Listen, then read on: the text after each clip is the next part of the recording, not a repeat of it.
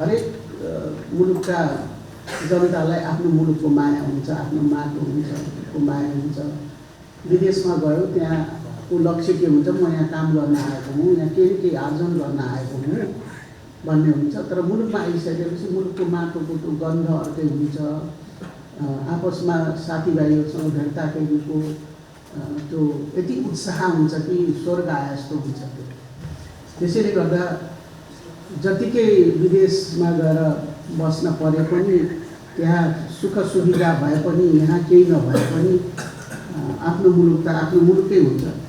र जो गैर आवासीय हुनुहुन्छ उहाँहरूले निश्चय नै यो ठान्नुहुन्न कि म नेपालको होइन, मेरो यो देशसँग कुनै लगाव छैन भन्ने चाहिँ त्यो सोच्न पनि हुँदैन। किनभने नेपाली त आखिर नेपाली रगत हो, नेपालकै हो, नेपाली नै हुन्छ। मेरो त भनाइ के छ भने जो विदेशमा हुनुहुन्छ उहाँहरूले एउटा आफ्नो स्थान चाहिँ यहाँ राख्नुपर्छ, मेटाउनु पर्छ। चाहे एउटा फ्ल्याट किन नहोस्, एउटा राख्नु चाहिँ पर्छ, आफ्नो टेक्ने घर।